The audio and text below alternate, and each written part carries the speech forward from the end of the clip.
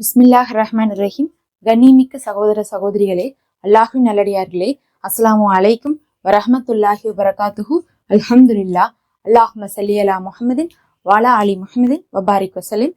இன்னைக்கு நம்ம பார்த்தீங்கன்னா ஒரு சிறப்புக்குரிய அமலை தான் பார்க்க போறோம். தஹஜ்ஜத் நேரத்துல செய்ய வேண்டிய ஒரு அமல்னு சொல்லலாம். இந்த மாதிரி நான் சொல்ற மாதிரி 2 ரக்காத் தஹஜ்ஜத் நேரத்துல தொழுதுட்டு துவா செய்தீங்கன்னா, இந்த சூறாவை ஓதிட்டு நிச்சயமாக அவங்களுடைய தேவை நிறைவேறும். ஏன்னா நிறைய பேர் தஹஜ்ஜத் தொழுகிறது இல்லாம இருக்கு. சிலர் தொழுகிறாங்க, இருந்தாலும் பலன் கிடைக்கிறது இல்லைங்கிறாங்க.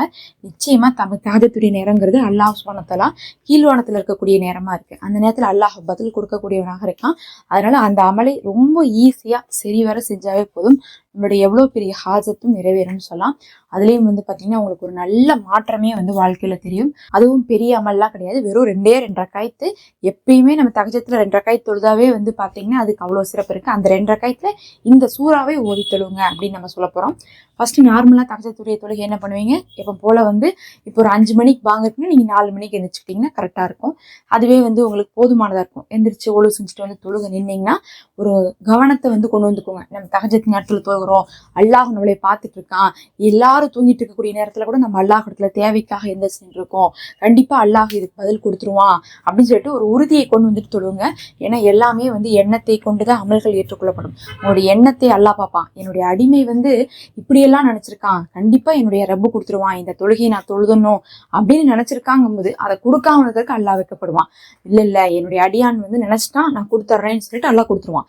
அவனால ஒன்றும் கொடுக்க முடியாம இல்லை, நம்மளை சோதிக்கிறதுக்காக தான் கொடுக்காம இருக்கான். நாம ஆனா அவன்கிட்டே நம்ம என்ன பண்ணுவோம், அவன் பக்கம் திருப்பிடணும். நான் ஒழுங்கா இருக்கிறேன், நீ எனக்கு கொடுத்துருன்னு சொல்லிட்டு நம்ம அவன் பக்கம் திருப்பிடணும். நம்ம கவனத்தோட என்ன பண்ணணும், 2 ரக்காத் தொழுக ஆரம்பிக்கணும். எப்பவும் போல நீங்க தஹஜ்ஜத்தை என்ன பண்ணுங்க, தக்பீர் கட்டி நார்மலா தொழுதா போதும். தக்பீர் கட்டி தொழுங்க.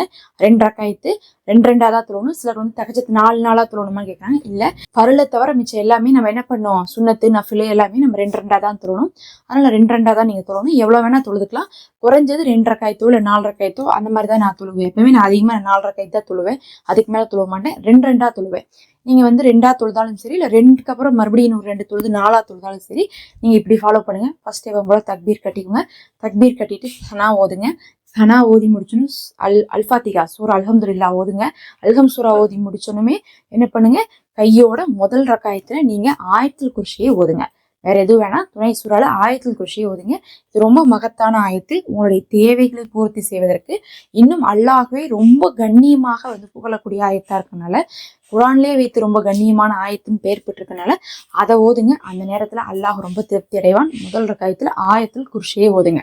அதுக்கப்புறம் எப்பவும் போல ருக்கு செய்யுங்க, சஜ்தா செய்யுங்க. 2வது ரக்காயத்துக்கு எந்திரிச்சு அல்ஹம் சூரா ஓதுங்க. இப்ப என்ன துணை சூரா ஓதுறீங்கன்னா ஆமன ரசூல் ஓதுங்க. ஆமன ரசூல்னா என்னன்னு பாத்தீங்கன்னா அல் பக்ராவுடைய கடைசி 2 ஆயத்து.